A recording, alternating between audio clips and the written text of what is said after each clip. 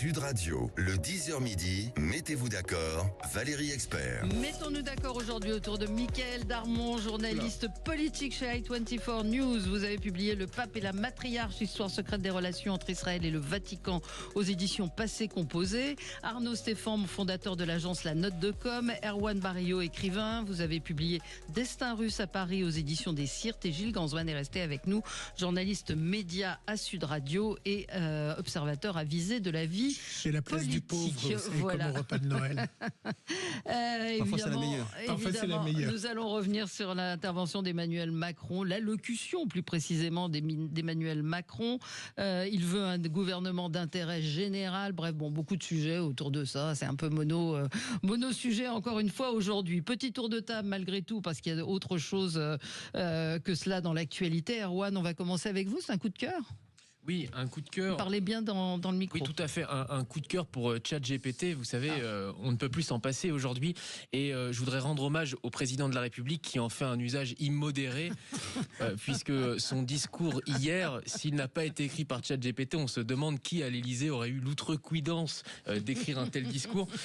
Moi, je suggérerais simplement de faire un prompt un peu plus original la prochaine fois. Donc recommence, réécris le texte, voilà. Vous auriez dit à ChatGPT. J'aurais dit, et peut-être pour son prochain discours, peut-être pour son discours de démission, j'ai prompté ce matin, ChatGPT, écris-moi le discours de démission d'Emmanuel Macron à la manière de Pierre de Ronsard. Et Parce alors que je trouve que ça serait une manière d'honorer nos grands auteurs et nos grands poètes. Et ça donne ceci. Ô peuple fier et pourtant tant blessé, je viens séant vous rendre ma couronne, car de mes jours, le destin m'abandonne, et vos espoirs en moi se sont glacés.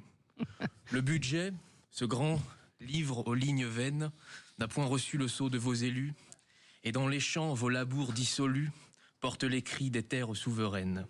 Les agriculteurs d'un bras rude et courroucé rejettent l'accord que lointain j'ai signé, Mercosur, doux mirage et trop amer.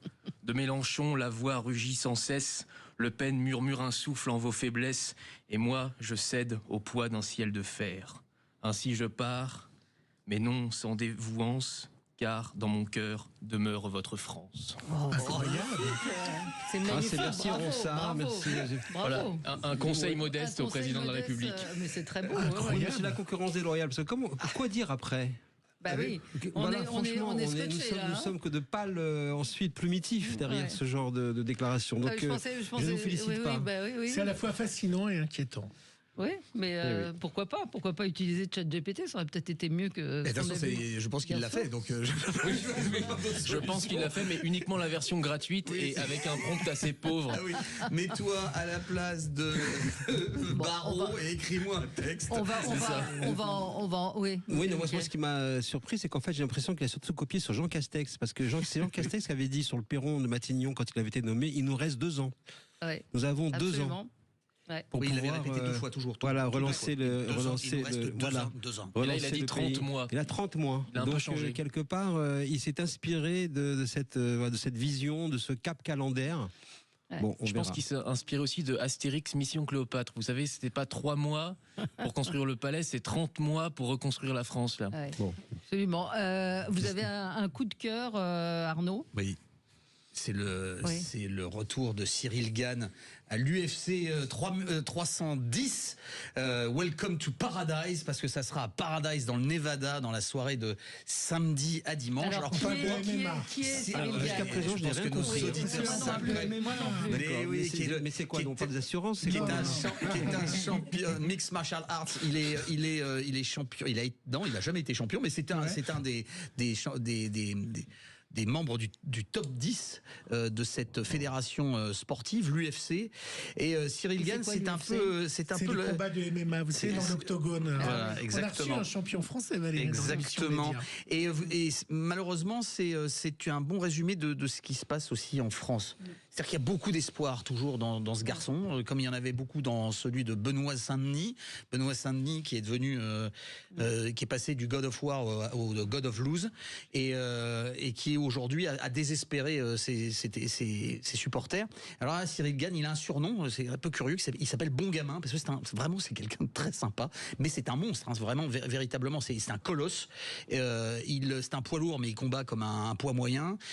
Il a tout pour devenir champion, mais il l'est pas.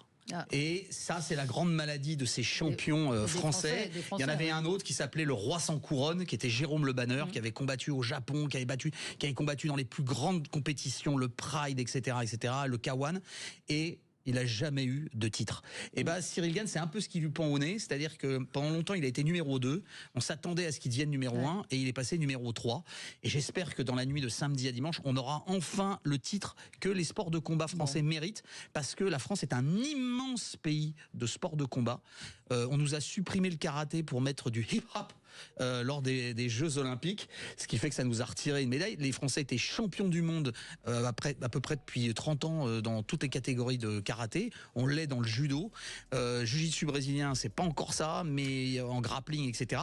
Voilà, il y a toute une nouvelle génération de sportifs avec tous ces sports de combat qui sont apparus sur les 20 dernières années et qui pointent. Il y a véritablement une école française et j'espère enfin que Cyril Gane aura ce qu'il mérite. Eh ben, on est scotché avec si vous voulez Mickaël. voir s'il reçoit des coups dans la gueule, c'est sur M6+. M6+. Mais MMA, c'est Macron m'a atterré.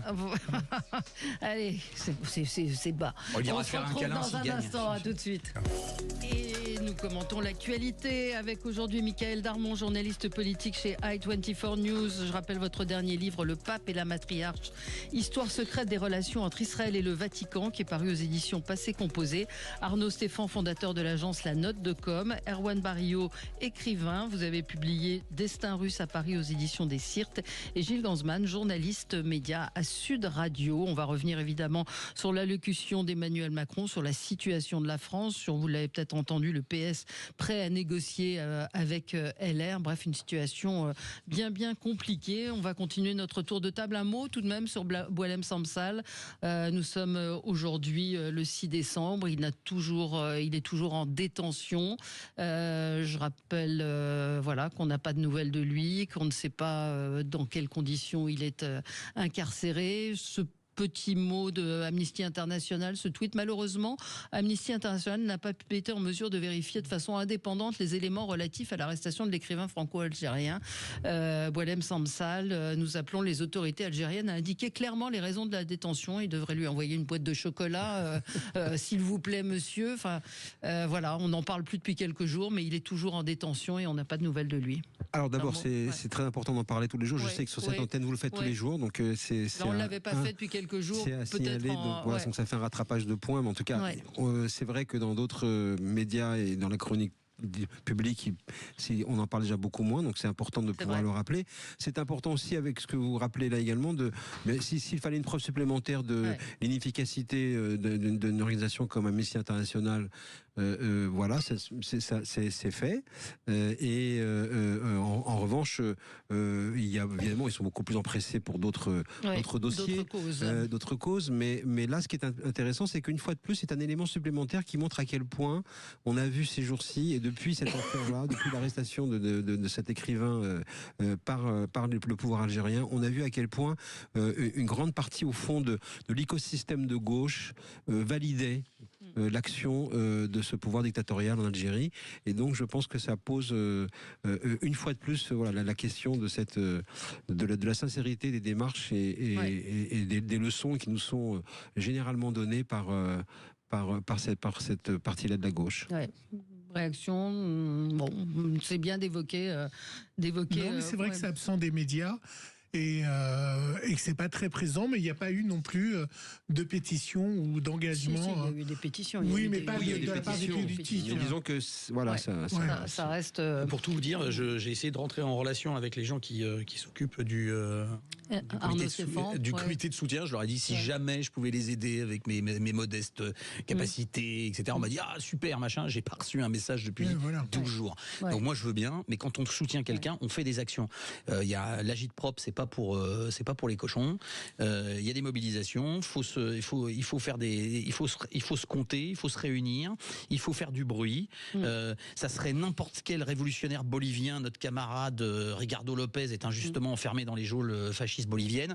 Il y aurait déjà sa tête sur l'hôtel de ville de Paris et dans plusieurs villes du 94, à côté de la piscine Pablo Neruda. Et donc je m'étonne de ce manque de réaction, y compris de mairie de droite. Bien sûr.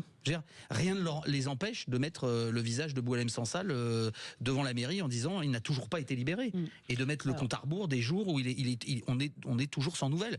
Il y a une espèce c'est même plus de la lâcheté idéologique, c'est de la nullité. On est entre la flemme et le manque d'imagination, mais au bout du compte, le résultat est le même, c'est-à-dire qu'il se passe rien, les gens ne font rien. Alors, et pendant ce temps-là, il y a peut-être des négociations. Oui, d'accord. C'est pas le comité de soutien et les mairies françaises qui font des négociations avec le pouvoir algérien. Il faut être sérieux. Oui, et puis on peut aussi parler des otages français dont on parle pas souvent en Israël, qui vont passer leur deuxième Noël en étant otages. Et là aussi, on n'entend pas souvent parler de nos compatriotes français qui sont pris en otage et qui vont vivre un deuxième Noël. Vous imaginez, Valérie, deuxième Noël. Quand on met une affiche, elles sont arrachées et tout le monde s'en fout. Donc ça aussi, ça pose un problème peut-être aussi. Il y a quelques effectivement bâtiments publics et collectivités locales qui affichent leurs photos, qui rappellent effectivement le Valois-Perret par exemple. Ce destin. Oui, d'autres également. Le Conseil régional des Hauts-de-France, d'autres. Enfin, il y a pas mal de villes qui le font. Mais c'est vrai que voilà, il y a cette difficulté-là. Mais tout ça raconte aussi l'éclipse du politique. Bien sûr. Voilà, ils sont ailleurs. Ils ne sont plus dans la lecture du monde, mais ils sont dans la lecture du monde, mais à 15 heures. Oui, c'est ça, voilà. pas très lisible. Erwan. Oui, le régime algérien se durcit et profite aussi de la faiblesse du régime français. Bien sûr, évidemment. Macron, et s'il y a bien un dossier sur lequel il n'a pas été audible et sur lequel son incurie peut se mesurer, c'est bien les dossiers liés à la diplomatie. Quel est le succès d'Emmanuel Macron en diplomatie en 7 ans? Voilà. Le Maroc. Tardif. Tout à fait. Tardif. Je réponds à la question. Après avoir été baffé sur l'Algérie. C'est ça. Et on ne sait pas si il les a pas abîmés durablement, les relations que nous avions avec le Maroc. Donc il est revenu un peu sur le tard. Il a essayé de recoller les morceaux. Donald Trump. Voilà, tout à fait. Mais bon, dans la figure. On verra s'il enlève ses pellicules. Et puis le régime n'a pas supporté aussi le Goncourt attribué à Kamel Daoud. Bien sûr, ça fait partie de.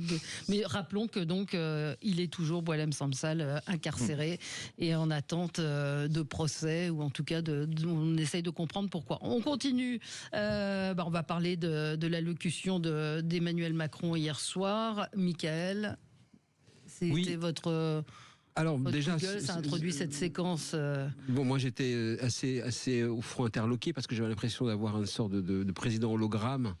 C'est-à-dire qu'il donne le sentiment d'être à l'action, d'être à la manœuvre, d'avoir la clé de la situation, de gérer la crise. Je reviens, vous allez voir, tout va s'arranger parce que j'impose ma force. Bon, en réalité, il n'en est rien. Il a été au commentateur, et puis évidemment, comme d'habitude, c'est-à-dire ça n'est pas de ma faute. Vous avez... Alors, il a esquissé un début comme ça de mea culpa sur ce qu'on pouvait imaginer sur la dissolution catastrophique, mais au fond pour dire j'assume. Voilà. Alors il paraît qu'elle n'a pas été comprise. Oui, beaucoup me le reprochent. Certains ne sont pas d'accord. Mais bon, c'est ma responsabilité. Puis il est passé à autre chose, mais en disant après vous avez voté quand même. C'est vous qui avez envoyé vous électeurs français qui avez envoyé cette assemblée au Palais Bourbon. Donc maintenant il faut se débrouiller avec cela. En réalité. Il n'a vraiment pas de levier pour sortir la France de la crise. Il renvoie à 30 mois, donc dans la technique habituelle du cap. On confond le cap et le calendrier. Donc en disant dans 30 mois vous verrez tout sera réglé. Ça a peut-être une seule vertu les 30 mois, c'est que ça sous-entendrait qu'il n'y aurait pas de dissolution. Et là, c'est un message. Pour le PS. C'est-à-dire, vous pouvez partir de l'emprise mélenchonienne, vous n'aurez pas de représailles au cours de législatives avec des candidats contre vous. Juste. Peut-être. Moi, ce qui m'a choqué, c'est le coup de poignard à Michel Barnier. Ça m'a vraiment choqué qu'il, comme ça, à 20h, alors pour les audiences, hein, parce que c'est aussi un peu mon métier, 17 millions, c'est très fort. Il faut dire que c'était sur TMC, sur BFM, sur TF1 et France Télévisions. Ce qui est le plus étonnant dans ça, c'est la part de marché. Hein. La part de marché, elle est de plus de 60%. Ça veut dire un Français sur 6 a regardé cette allocution. Et donc moi, sur ces 1 Français sur 6, ils ont vu le crucifix de Michel Barnier en disant, quand il a dit qu'il n'aurait pas dû faire autant d'impôts, on ne gouverne pas avec des taxes et des impôts. J'ai trouvé ça mais totalement minable, mais vraiment incroyable. Moi, je trouve ça fabuleux, c'est qu'il y a une technique maintenant du président, quand on s'intéresse un petit peu à ce que fait Emmanuel Macron, enfin ça fait quand même 7 ans, c'est qu'à chaque fois qu'il y a une crise politique, il part en déplacement. Oui. Il revient et il fait « Mais qu'est-ce que c'est que ce bins ? Je peux pas vous laisser 10 minutes les clés de l'appartement, il faut que vous me fassiez une soirée, que vous fassiez n'importe quoi, je vais prendre la parole. J'ai compris, ok d'accord, j'ai compris, je vais réorganiser les choses, je vais prendre la parole. » Il le fait à chaque fois. Il l'a fait après les législatives anticipées qu'il avait lui-même, enfin, après la dissolution qu'il avait lui-même demandé. Enfin, voilà. Donc c'est sa stratégie. Il nous impose une prise de parole vraisemblablement chaque GPTienne. Et en plus, c'est vrai qu'il assassine Barnier. Mais il n'aimait pas Barnier, on le savait. Il aimait d'autant moins l'exercice Barnier que Barnier lui avait fait comprendre d'avoir trouvé. Voilà. Il faisait bien comprendre aussi que il n'aimait pas beaucoup qu'on lui explique qu'on savait ce qu'on avait à faire à Matignon et qu'on n'avait pas besoin du président de la République, et que d'ailleurs le président de la République n'avait pas à intervenir dans cette histoire puisque c'était le Parlement qui décidait. Ce qui pose un problème quand même sur les 30 mois, parce que le président de la République est bien gentil, mais c'est pas à l'Élysée que ça va se décider, c'est au Palais Bourbon. Ah oui. Et que c'est quand même un président qui se retrouve sur le banc pendant 30 mois, ça va être extrêmement difficile, pour lui, et d'autant plus que, on va se rappeler techniquement, c'est que dans les 10 derniers mois de ces 30 mois, plus personne va lui adresser la parole, parce que tout le monde sera fixé sur l'élection présidentielle d'après. Il y aura Ségolène Royal. Oui, qui lui enverra peut-être des mots en disant qu'elle est disponible, mais il se trouve que dans les 10 derniers mois, enfin peut-être plus même, tout le monde aura les yeux fixés sur la présidentielle. Et à ce moment-là, un président qui ne se représente pas, c'est un mort-vivant, c'est un zombie de la politique. Il n'existe pas. On va marquer une pause, je vous donne la parole tout de suite après. À tout de suite sur Sud Radio. Alors, nous revenons sur l'allocution d'Emmanuel Macron hier soir. Erwan, je vous donne la parole puisque vous avez été interrompu dans votre élan par la pub, Erwan Barillo. Donc, oui, moi j'ai vu 2 messages dans cette allocution. Premier message, vous m'avez élu pour 5 ans, il reste 30 mois, je reste. Il y a un côté un peu Mac Mahon, vous savez, j'y suis, j'y reste, je m'accroche. Sauf que c'est un signe de faiblesse, puisque normalement, quand on est bien dans ses baskets, qu'on est président de la République, on n'a pas besoin de faire une allocution pour dire, vous voyez, vous m'avez élu, maintenant je reste, parce qu'on se demande quelle est l'utilité de cela. Après, il a fait un catalogue de mesures, 30 mois pour construire l'écologie, rebâtir la France, la fiscalité, machin. Bon, il n'y avait aucun cap. Et puis, Notre-Dame, les JO, les grands travaux, on a l'impression que c'est tout ce dont finalement... Tout ce qu'on retiendra du macronisme, ce sont ces grands travaux. Mais vous savez, je pense que les Français, dans leur vie quotidienne, ils ne vivent pas avec les jeux du cirque. Contrairement à l'adage Panem et Circenses, il faut aussi qu'il y ait du beurre dans les épinards. Et moi, ça me fait un petit peu penser, vous savez, aux dernières années du Shah d'Iran, qui faisait comme ça de grands travaux, de grandes processions, voilà, où il célébrait l'Empire perse dans toute sa splendeur pendant que les gens crevaient de faim.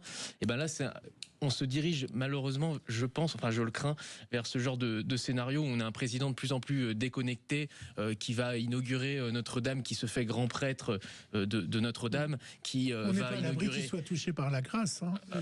Est-ce que le fait qu'il n'ait pas... Tout est possible. Que le fait qu'il n'ait pas annoncé le Premier ministre hier fait qu'il a voulu préserver ce moment parce que s'il avait nommé un Premier ministre, tout aurait été... Très certainement. Tout aurait été très certainement. projeté sur le Premier ministre. Mais il y a aussi une explication explication, on va dire, pas uniquement liée à une forme de volonté d'être seul et dans la mégalomanie. Il y a aussi, je pense, une explication assez rationnelle. S'il avait, au fond, nommé un Premier ministre hier dans la journée, on serait entré dans une séquence de remaniement ministériel qui aurait effectivement perturbé totalement, parce que la presse, les fuites, enfin bon, bref, toute la mécanique qu'on connaît d'un remaniement, aurait pris en otage, on va dire, le récit public et donc le moment présidentiel. Donc il a été décidé d'enjamber, si je puis dire, la cérémonie de Notre-Dame, de manière à pouvoir donc ensuite avoir le terrain dégagé. Et gagnant-gagnant, il sera une fois de plus, comme au JO, tout seul, sans gouvernement, seul en scène, si je puis dire, recevant les chefs d'État. Mais les chefs d'État, quand on a pas mal d'échos, ça peut arriver, qui arrivent comme ça des couloirs internationaux, ils viennent aussi voir un Macron très affaibli. Ils viennent pas du tout admirer la France. Ils viennent voir aussi comment Emmanuel Macron, après 7 ans de présidence, 7 ans de leçons données dans tous les conclaves internationaux, en est arrivé là. Vous pensez, parce que... Et c'est la raison pour laquelle... voir les vieilles pierres aussi. C'est la raison pour laquelle aussi Donald Trump vient. Ouais. Certes, il a été invité parce qu'il le fallait, mais le fait qu'il ait répondu oui n'est pas une bonne nouvelle. C'est la revanche de l'humiliation qu'il avait subie on va voir que lui. À l'Arc de Triomphe. Que lui, c'est vrai. Oui, mais c'est Emmanuel Macron qui l'a invité parce qu'il lui fallait. Il fallait aussi du faste D'ailleurs, la meilleure attitude, c'était. On voit bien au fond le meilleur décryptage de toute cette séquence. Eh bien, c'est le pape François. Ouais. Qui a argumenté le fait de ne pas venir en disant ça n'est pas un show.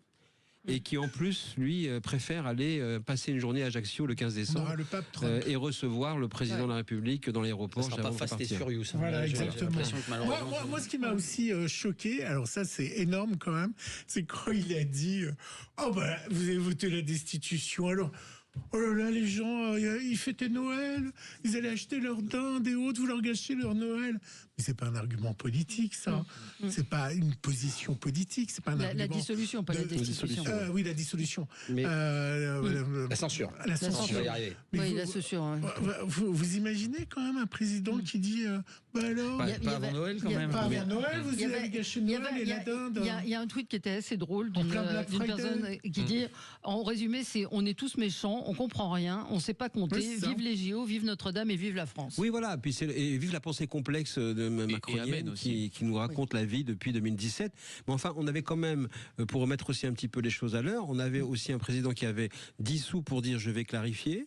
Ouais. Et empêcher la censure à l'automne. Ouais. Bon, la clarification est devenue un chaos et il y a eu censure en automne. Donc voilà.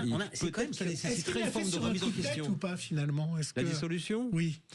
D'après un récit que j'avais avec quelqu'un qui le connaissait bien, il en parlait dès le mois d'avril. Mais on lui avait dit, au fait, il faut d'accord, peut-être dissoudre, mais avant cela. Le conseil lui avait été donné de mettre la proportionnelle de manière à justement éviter le résultat de la dissolution de juin. Et bon, il n'a pas écouté, il a fait ça sur le coup de tête, cette fois-ci du résultat du 9 juin qu'il découvre, sachant que 2 jours après, il tenait tête à tous ses visiteurs en disant, 2 jours avant, pardon, il tenait tête à tous ses visiteurs en disant, nous allons gagner. Oui. Nous serons en tête. Nous serons les meilleurs. Alors, on va parler du nouveau gouvernement, l'éventuel nouveau Premier ministre. Ce matin, on a pu entendre Olivier Faure dire qu'il était prêt, que le PS était prêt à négocier avec les macronistes et LR sur la base de concessions réciproques. Réponse qui ne s'est pas fait attendre de Bruno Retailleau. La droite ne pourra faire aucun compromis avec la gauche qui a trahi Blum et Clémenceau. Cette partie de la gauche qui a pactisé avec les insoumis, refusé de dénoncer les folles dérives des mélenchonistes après le 7 octobre et voté une motion de censure irresponsable dans l'intérêt du pays. La droite peut accepter de faire des compromis, certainement pas des compromissions. C'est Arnaud Stéphane. Alors, je prends la deuxième partie, la première qui s'occupe de ses oignons et de laisser Blum et Clémenceau tranquilles. C'est pas sa famille d'idées qu'il oublie. Il a pas, enfin voilà. Ensuite sur la compromission, oui, c'est vrai que ça commence à être extrêmement difficile de faire aujourd'hui des choses avec le Parti socialiste qui a avalé son chapeau, celui de Blum, sur sur ce qui s'est passé après le 7 octobre. Je veux dire, les manifestations avec Georges Abdallah, tes camarades sont là. Hein, on le rappellera quand même sans cesse, quand même, que ces propos ont été tenus dans des manifestations entre République et Bastille, qu'on a participé à des sketchs qui me paraissent complètement indignes de la part du Parti socialiste. Et puis, moi qui m'intéresse à la chose de la communication, et particulièrement de la communication politique, j'ai été très surpris il y a quelques jours. Je me promène en banlieue parisienne et je tombe sur les nouvelles affiches du Parti socialiste. Mais on est revenu dans les années 70, ils sont complètement fous. Le point levé, la couleur rouge, tous unis, camarades, etc. Ils sont malades. Je veux dire, si aujourd'hui, quand on regarde la composition sociologique du Parti socialiste, à qui parle-t-il en fait ? À qui parle-t-il ? Il parle dans un fantasme. Tous ces gens pratiquent la politique du fantasme. Il parle à des... la gauche pense parler aux ouvriers. Il n'y a plus d'ouvriers, ils sont tous chez Marine Le Pen.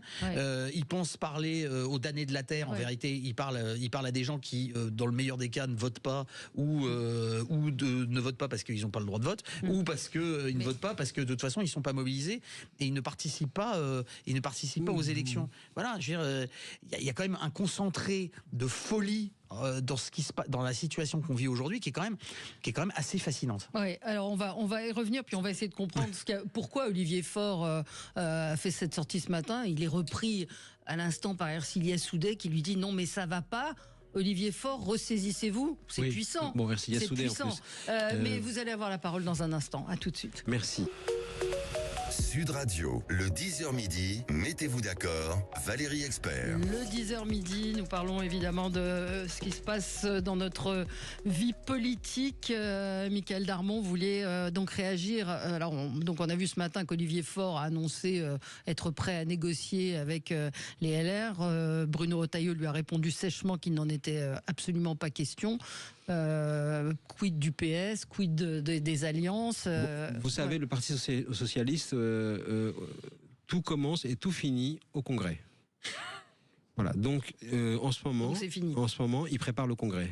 Il voit bien qu'il y a une très grosse offensive du camp qu'on appelle sociodémocrate, emmené par Hollande et tous les délégats de La Fosse et compagnie, Rossignol, tous ceux qui veulent rompre avec Jean-Luc Mélenchon, sur quoi il a toujours été évidemment très très réticent, pour le moins. Olivier Faure, il tient quand même ses circonscriptions grâce à lui, il a été élu grâce à LFI. Mais il voit bien que le vent tourne. Et donc, quelque part, il est en train d'amorcer déjà ce virage qui, en plus, permet de sortir progressivement, parce que si on prend toutes ces déclarations depuis 3-4 jours, ça va crescendo. Ouais. Et effectivement, il est en train de préparer ce mouvement et Macron lui tend la main. Et une fois de plus, ce message des 30 mois, en message codé, c'est il n'y aura pas de dissolution. Donc ça permet d'autant plus de pouvoir se libérer de Mélenchon. Oui, il y a aussi peut-être d'autres éléments, c'est que le Parti socialiste a compris que voter et surtout annoncer qu'on va voter la censure a priori, ça neutralise toute action politique et ça laisse le champ libre à Marine Le Pen. Et donc peut-être qu'Olivier Faure, méditant l'erreur de la dernière fois, se dit peut-être que maintenant on va pouvoir discuter en amont, c'est la première chose. Et pourquoi Retailleau fait cette sortie ? Peut-être qu'il craint tout simplement de ne plus être au centre du jeu politique dans un prochain gouvernement d'union nationale ou d'intérêt général, pour reprendre les mots du président de la République, dans lequel il serait plus qu'un élément. Surtout qu'en plus, maintenant, ils n'ont plus la possibilité de ne pas à nouveau être membre du gouvernement après avoir embrassé Emmanuel Macron. Mais plus fondamentalement, sur le Parti socialiste, on voit bien qu'aujourd'hui, il y a une hésitation. On voit bien que, comme le disait Michaël Darmon tout à l'heure, ils sont tenus par LFI dans la perspective où il y aurait une dissolution au mois de juillet. S'il n'y a pas de dissolution au mois de juillet et que le président enchaîne les 30 prochains mois, à ce moment-là, le Parti socialiste n'a plus de raison d'être LFI dépendant et de craindre à nouveau la dissolution. Mais vous savez, juste, je peux me permettre, parce qu'on est dans une émission un peu humoristique. Vous savez, c'est pas humoristique. Non mais de temps en temps, on fait quelques petites sorties. Vous savez, on est très sérieux, mais de temps en temps, on peut faire quelques plaisanteries. Alors, j'ai même ma perruque de Ségolène Royal. Je vais vous visiter Ségolène Royal. Non mais du coup, c'était la dernière émission d'Erwan. C'est ça. Et donc, comme c'est la dernière émission, je vais me permettre une petite plaisanterie dans une émission qui n'est pas une émission humoristique. Vous savez ce que ça veut dire ? Vous savez ce que ça veut dire, Parti socialiste ? Non. Péripatéticiens sédentaires, voilà. Parce qu'ils sont à Ivry-sur-Seine et donc ils sont toujours prêts à faire des offres de services. Mais voilà, c'est Parti Socialiste. Donc l'avenir du Parti Socialiste... Il n'y a rien de plus humiliant que de faire une offre de service qui n'est pas acceptée. Et donc c'est un peu de la situation dans laquelle se trouve le malheureux. Le portable de Laurent Ruquier. Oui. Il y a quand même il y a quand même deux choses qui me marquent sur tout ce qui a été dit. C'est que au bout d'un moment, il y a une réalité, et cette réalité aujourd'hui, elle est politique. Enfin, on refait de la politique en France. Ça faisait très très longtemps quand même qu'on était dans une espèce de mode de gestion. J'ai l'impression d'assister à des assemblées générales de l'union des comptables de France ou des experts comptables. Est-ce que c'est vraiment de la politique là, là on n'est pas. On est repassé sur de la politique. Pourquoi? Parce que on fait de la politique par proxy. Ça, c'est intéressant quand même. C'est-à-dire que LFI, pendant un moment, a réussi à complètement manipuler la gauche, parce que la seule force militante, la seule force financière, la seule force qui était capable d'occuper le terrain, c'était LFI. Et que le Parti Socialiste, c'est rien en vérité. Il n'y a pas de militants, il y a peu d'élus par rapport à ce qu'ils ont eu, et une grande partie des élus sont contre la direction. Donc c'est quand même un peu particulier. Et que les élus qu'a aujourd'hui le Parti Socialiste, la direction du Parti Socialiste, les a grâce à LFI. Parce qu'ils sont dans des territoires où ils dépendent complètement électoralement de LFI. Et de l'autre côté, vous avez le Rassemblement National qui donne ces lignes rouges, qui oblige la droite à refaire de la politique et à ne plus faire de la gestion social-démocrate en disant oui, mais non, finalement, on va essayer d'être à l'équilibre, etc. Et quand vous avez M. Retailleau qui parle, pourquoi voulez-vous que M. Retailleau aille se taper la purge d'aller faire un gouvernement avec le Parti Socialiste, avec des gens qui sont wokistes, qui sont complètement sur un logiciel qui est à rebours du sien, et avec un peu de chance, les socialistes qui sont quand même des tordus pourraient demander, par exemple, en cas d'accord, Retailleau à l'intérieur, mais un ministre délégué socialiste qui annulerait évidemment tout ce que ferait Retailleau, et surtout un ministre de la Justice socialiste qui serait c'était déjà le cas. Alors Gilles. Oui, mais qui était un vieux socialiste. Moi, quand je vous écoute, parce que moi je suis plus spécialiste des médias que de la politique, je suis un pauvre Français qui est complètement paumé. Je suis paumé du spectacle que je vois, je suis paumé de mes choix, je suis paumé complètement quand je vois les socialistes. Une fois ils sont LFistes, maintenant ils s'en vont, ils reviennent. Marine Le Pen qui aurait pu être la reine, qui dit je vais sauver la France, je vote pas cette dissolution, cette censure. Elle aurait pu passer. Pourquoi elle aurait fait ça? Pour passer celle qui sauve la France, celle qui sauve... ça sauve pas la France, c'est un budget de dos. En plus, tout le monde le dit aujourd'hui, c'est quand même extraordinaire. Même Macron le dit. Ouais. Macron le dit. Comment il s'appelle dans ces postures-là, moi, en tant que Français, je ne sais pas si je vais retourner voter, en fait. Alors voilà, ça c'est intéressant. Je suis... c'est intéressant ce qu'il dit. Je suis paumé. Non, mais lui, il est bon, mais moi, je suis nul. Non, mais on parlait pas que de vous, cher ami. Non, mais moi, je suis humoriste. Comme c'est une émission humoristique, je me permets. Non, mais prolonger, c'est vrai, parce que les événements, en fait, au fond, les vrais événements politiques, depuis quelque temps maintenant, ce sont les publications des baromètres et des études sur l'état de confiance de la société, sur l'état de l'opinion, ou des livres, entre autres, de Jérôme Fourquet. Qui sont au fond les vrais événements politiques, qui racontent la réalité de cette société et qui prolongent effectivement ce que vous venez de dire, dans le désarroi, dans la défiance, dans l'enfermement sur sa propre sphère privée, parce que la sphère publique est incapable de pouvoir régler les problèmes des gens. Tout cela, c'est connu, tout comme on connaissait, parce qu'il y avait des tonnes de rapports qui n'avaient pas été lus, les personnages qui allaient, au fond les Français qui allaient activer les gilets jaunes. C'était écrit, c'était connu. Christophe Guilly l'avait écrit déjà 10 ans à l'avance. Personne n'avait écouté et ils sont sortis. Donc, de ce point de vue-là, les vrais événements sont là. Beaucoup plus que les déclarations des uns et des autres. Et je pense qu'effectivement, ce à quoi on assiste, au fond, ce qu'on appellera bientôt la décennie Macron, peut-être, ça aurait été l'accélération des particules de la fin d'un système qui, au fond, ce système de la 5e République, que tout le monde aujourd'hui n'arrête pas auquel on voue un culte immodéré, permanent et voilà, et inamovible. Et en réalité, il ne correspond plus aux enjeux du siècle. Non. Et quand tout le monde veut se référer au général de Gaulle, une fois de plus, on l'a souvent évoqué, il a fait une chose, le général de Gaulle, un jour. Il a pris le vieux système, il a jeté, il en a fait un nouveau. Qui est capable de faire ça aujourd'hui? Et c'est peut-être pour ça qu'il n'y aura pas de nouvelle dissolution, parce que moi, franchement, j'ai pas envie d'aller voter aux législatives, vu ce que ça. Mais le voter loin. Et la dernière livraison de fracture française. Non, mais moi, j'ai pas envie d'aller voter aux législatives. Peut-être il y a les municipales qui vont arriver, peut-être j'irai aux municipales. On s'est vu la semaine dernière. Et je vous rappelle la discussion, toute la sphère politique, médiatique, etc. Et je me suis tapé un certain nombre de plateaux, disaient jamais il y aura cette censure, c'est pas possible. Marine Le Pen se dégonflera au dernier moment. Ah non, c'est pas vrai, me dites pas ça. Là, je veux dire, j'en ai fait un paquet. Et bon, bref. Et c'est pas possible, il y aura une voix. Marine Le Pen se dégonflera au dernier moment. On sous-estime l'effet cataclysmique, en vérité, du Front républicain lors de la dernière législative. Mais non, ça c'est évident.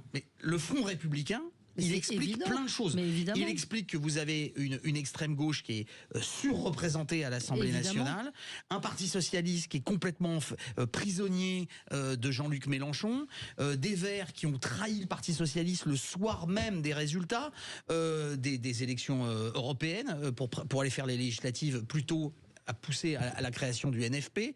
Vous avez Monsieur Glucksmann qui n'avait pas compris ce qu'était la politique, qui préfère aller boire des coupes de champagne dans son QG des Européennes alors qu'il y a des réunions pour préparer les législatives le soir même, et lui il y va pas, donc il pèse rien, donc il a disparu aujourd'hui. Et vous avez une force politique énorme qui s'appelle le Rassemblement national et ses alliés qui se sont fait avoir par Gabriel Attal qui tout seul devant Matignon décide qu'il y a un front républicain.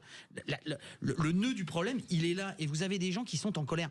Comprenez que la psychologie des électeurs du Rassemblement national, ils n'aiment pas ce système. Je ne sais pas comment l'expliquer. Ils n'aiment pas le système médiatique, ils n'aiment pas le système libéral, ils n'aiment pas le système. Le système, ils ne les aiment pas. Il n'y a pas de raison qu'ils leur fassent des plaisirs. Vous avez un sondage dans le Figaro aujourd'hui. Ils ont posé la question: pour occuper le poste de Premier ministre, seriez-vous favorable à ce qu'Emmanuel Macron nomme, donc il y avait plusieurs propositions, une personnalité de la gauche modérée, une personnalité du Rassemblement national. Ce qui arrive en tête, c'est une personnalité non affiliée à un parti politique. Ça rejoint à ce que disait Gilles Erwan. Oui, je pense que le seul qui est capable de rassembler aujourd'hui tout l'hémicycle, c'est Thomas Pesquet. Moi, il sera pas beaucoup là. Voilà, c'est-à-dire quelqu'un, comme vous l'avez dit, Valérie, qui n'est pas du tout dans le marigot politique et qui permettra d'en sortir un petit peu, parce que le problème aujourd'hui, qui circule entre le Cornu et François Bayrou. Moi, je parierais Léon Marchand. Oui, ou Léon Marchand, ou Nabila, ou Cyril Hanouna, pour citer un animateur. Non, mais plus sérieusement, ça veut dire quelque chose quand même. Ça veut dire que il y a un dégoût et un rejet de la politique, qu'il n'y croit plus, qu'il ne croit plus à ces politiques. Mais je pense qu'on va arriver effectivement à une crise politique au-delà de la crise politique institutionnelle. C'est qu'au fond, on est maintenant, je pense, à la rencontre de ce qui a toujours été la tension de la culture politique française, qui a toujours été attirée entre la Révolution et l'autoritarisme. Voilà, on est entre Robespierre et Pétain. Et globalement, c'est ça le sujet. Donc, on voit bien que Emmanuel Macron, qui a compris cela, on peut lui enlever beaucoup de choses, mais l'aspect quand même, au fond, diagnostic et de ce point de vue-là, bonne compréhension de cette tension-là, lui a permis de gagner l'élection présidentielle en 2017. C'était moins Robespierre que Pétain hier. Mais en même temps, on a Jean-Luc Mélenchon qui, lui, va plutôt du côté du guillotineur, et d'autres qui disent qu'il faut absolument l'homme providentiel. Donc, cette question sera réglée, je pense, que lorsqu'il y aura le prochain débat présidentiel, quel que soit son calendrier. Vous pensez vraiment qu'on va tenir, Miguel? Vous pensez vraiment qu'on va tenir quel que soit son calendrier? Ah oui, d'accord. Alors, qui pour remplacer Michel Barnier? On va en parler dans un instant. Une petite info quand même. Vous savez que notre ministre des Affaires étrangères, c'est Mediapart qui révèle l'affaire, a été victime d'un piratage pendant le G7 de son téléphone portable. Il a voulu garder son téléphone au mépris de la sécurité nationale. Il n'a pas voulu. Vous savez, quand on part dans certains pays, il vaut mieux prendre un autre téléphone. Son téléphone a été piraté. En fait, on entend parler de lui que par ses mésaventures. Oui, absolument. Donc heureusement qu'elles arrivent. Allez, on se retrouve dans un instant avec vous sur Sud Radio. Sud Radio, le 10h midi, mettez-vous d'accord, Valérie Expert. Alors, avant de parler de qui pour remplacer Michel Barnier, ce petit extrait d'une interview de Marine Tondelier chez nos confrères de BFM ce matin. Maxime Zoutek lui demandait si elle n'était pas vexée de ne pas être reçue, de ne pas être traitée, comme on dit. Écoutez sa réponse. Depuis hier, des journalistes me disent « Pourquoi n'êtes-vous pas reçu ?» Et je vous dis tout de suite, je n'en fais pas une affaire personnelle. Je ne vais pas me rouler par terre pour être reçu à l'Élysée. J'ai un train dans 2 heures. J'ai l'anniversaire de mon fils demain. J'emmène toute sa classe à la piscine à boules à Hénin-Beaumont et je vais passer une très bonne journée. Voilà, la piscine à boules, c'est quand même en plastique. Hein. C'est un peu dégueulasse. Non, mais on fait de l'économie sur l'eau. Oui, mais c'est dégueulasse. C'est le plastique. Oui, c'est du plastique. C'est pas bien.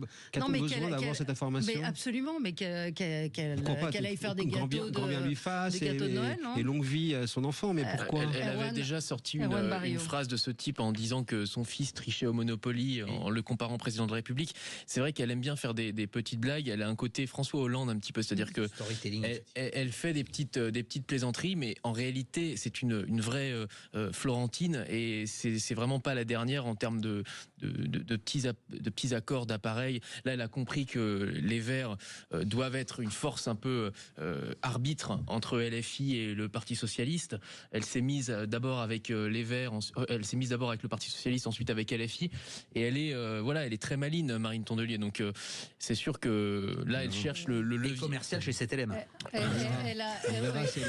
Et elle a tweeté, elle a retweeté elle-même ce verbatim, et en disant ça prouve le mépris du président pour l'écologie. Bien sûr. Ouais. Mais d'abord, elle s'inspire assez classiquement de ce que faisait Cécile Duflot, qui nous racontait ses recettes de cuisine, tout en expliquant pourquoi il fallait défendre la planète. Ouais. Bon, tout ça, effectivement, ça masque des activités politiciennes extrêmement aiguës et intenses. Il est clair que les écologistes ne veulent pas voir le PS redevenir un parti dominant à gauche, parce que ça leur rappellerait des mauvais moments, et donc ils veulent que ça reste en l'état pour pouvoir en profiter. Ça c'est certain. Et puis après, on voit bien à quel point, au fond, tout cela, une fois de plus, confirme leur déconnexion, tout simplement. Voilà, c'est ce qu'on entendait tout à l'heure, et ce sur quoi j'insiste, effectivement, la pertinence et la puissance de ces études, notamment la dernière livraison de Fracture française, à la fois faite par le CEVIPOF et la Fondation Jean Jaurès, qui raconte l'état de défiance et de colère des Français. De ce point de vue-là, c'est ce qui sera opposé au personnel politique à partir de maintenant et lors des prochains scrutins. Il y a quand même une dérive de la vie politique qui bloque pas mal de choses quand même. Vous avez une surreprésentation d'un corps électoral où encore aujourd'hui, c'est en train de changer, mais encore aujourd'hui, il y a énormément de personnes âgées qui sont un peu larguées de ce qui se passe et qui sont extrêmement conservatrices et qui sont encore sur un logiciel des années 80, donc qui ont profité énormément de la société et notamment de ces avantages sociaux, et qui ne veulent pas que les choses changent, mais en même temps ils sont très conservateurs. Et puis de l'autre côté, vous avez une classe politique qui trouble complètement le message. Et au milieu de ça, vous avez les actifs qui se retrouvent prisonniers, des idéologues, et de gens qui ne sont plus actifs et qui sont complètement déconnectés de leurs problèmes réels. Quand on voit, je vais vous donner un exemple. En 2007, Nicolas Sarkozy ne gagnait pas sans les plus de 75 ans. D'accord. Ce qui fait gagner François Fillon à la primaire de la droite, 4 millions de votants, ce sont les plus de 80 ans. Et aujourd'hui, ce qui fait encore exister LR, par exemple, et on l'a vu au moment des européennes et au moment des législatives, ce sont des personnes extrêmement âgées dans la France rurale. Waouh! Ouais. Je veux dire, c'est sûr que l'intelligence artificielle, les défis technologiques, la réindustrialisation, tout ça, on est complètement dans la science-fiction. On est à côté. Qui aimait la science-fiction, Herman, on est complètement dans la science-fiction. Et accroché à ça, une gauche extrêmement politique qui parle à des minorités. Et ben vous avez les Français dans leur corps, les actifs en tout cas, qui sont complètement prisonniers. Et que je pense que la cocotte minute risque de sauter à cause de ça. C'est-à-dire que, oui, l'exemple qui est très bon, c'est celui de Guy Louis, qui depuis des années explique ça, mais il y a aussi Vermeuren, avec les limites de la métropolisation, la France qui déclasse, etc. Là, c'est la convergence de ces deux choses va aboutir à un cataclysme politique et institutionnel. Jérôme Fourquet hier, hein, je l'ai il est gentil, Jérôme Fourquet, mais il fait du David Goudart avec 10 ans de retard, mais c'est intéressant. Mais il fait le constat du bouillonnement très fort des Français. Vous voudriez qui, Gilles, comme Premier ministre? Non, moi je me dis simplement que il va avoir les municipales en 2026 et après les présidentielles, et je vois pas pour qui je vais voter comme président. C'est surtout ça. On ne sait pas qui est candidat. On ne sait pas qui est candidat. Mais il n'y a pas de nouvelle génération, il n'y a pas de personnes. Attendez, il reste 2 ans, il y a peut-être 30 mois. 30 mois. C'est un peu une offre comparative. Quand les gens seront sur la ligne de départ, on sera plus à même de choisir. Mais sur ce, là, on est quand même sur le nouveau gouvernement. Je vois notre camarade François Monboise qui tweet, il dit: vous imaginez les dirigeants du RN expliquer à leurs électeurs que le résultat concret de leur vote de la motion de censure, c'est d'avoir amené le PS au gouvernement. Il y a un moment, ce gouvernement, il est quand même très compliqué à construire. Oui, moi ce qui m'effraie le plus, c'est la fragmentation de la France. C'est-à-dire que c'est plus du tout des querelles idéologiques du temps de la droite et du temps de la gauche. Je me souviens par exemple, même si j'étais un peu jeune, en 2007, il y avait à peu près autant d'ouvriers et de professions intellectuelles supérieures qui votaient pour Ségolène Royal que pour Nicolas Sarkozy. C'était des différences qui étaient essentiellement idéologiques, et on pouvait parler de démocratie, on pouvait parler de conviction, on pouvait parler d'idéologie. Aujourd'hui, on a l'impression que chaque camp s'adresse uniquement à la base de son socle électoral, que Mélenchon, sans véritable projet. En tout cas, le projet s'adresse uniquement au socle. C'est-à-dire, Marine Le Pen, pour aller vite, c'est la France périphérique, des déclassés. Emmanuel Macron, c'est une alliance des gens qui vivent dans les métropoles et des retraités. Et Monsieur Mélenchon, c'est le pourtour des métropoles. Eh bien, on n'a pas l'impression que ces 3 blocs puissent s'accorder sur un quelconque projet pour la France, parce qu'ils sont trop divergents dans leur essence même et dans leurs intérêts de classe, pour utiliser un vocable marxiste. Et donc, le président de la République aura beau dire ce qu'il voudra, ces 3 France, malheureusement, ne se parlent plus. Et non plus, on se demande quels intérêts communs, et c'est pas Notre-Dame ou les JO qui permettront de recoller ces 3 morceaux. C'est pour ça que c'était hors sol. Moi, j'ai trouvé hors sol cette intervention. Hors sol. Et si on parle de choisir un Premier ministre, on voit pas quel est le Premier ministre qui va rassembler au moins 2 des 3 blocs, sans se faire aussitôt censurer par les 2 autres coalisés qui n'ont rien en commun, mais qui se mettront d'accord pour le dégager. Parce qu'effectivement, la dimension nouvelle à laquelle le système institutionnel n'arrive pas à répondre, c'est la tripartition. Oui. C'est le fait qu'effectivement, il y a maintenant 3 forces politiques, quasiment 3 blocs, comme vous dites, quasiment de forces quasi égales, qui empêchent d'avoir une majorité, et donc qui obligent à une mutation de la culture politique, celle dont que nous vendait effectivement un candidat nommé Macron en 2017 sur le changement de culture politique, de mode de fonctionnement, la méthode, la concertation, le compromis, bref, le système soi-disant à l'allemande, à la scandinave, mais qui correspond absolument pas à la façon dont est structurée la règle du jeu, c'est-à-dire la 5e République française, qui est pyramidale, et qui, au fond, est une prolongation de la monarchie. C'est pour ça que il est tellement à l'aise dans toutes ces scénographies, et en particulier dans celle que l'on va voir sur Notre-Dame. C'est quand même le chantier qu'il a suivi avec le plus de constance. Il est allé 7 fois.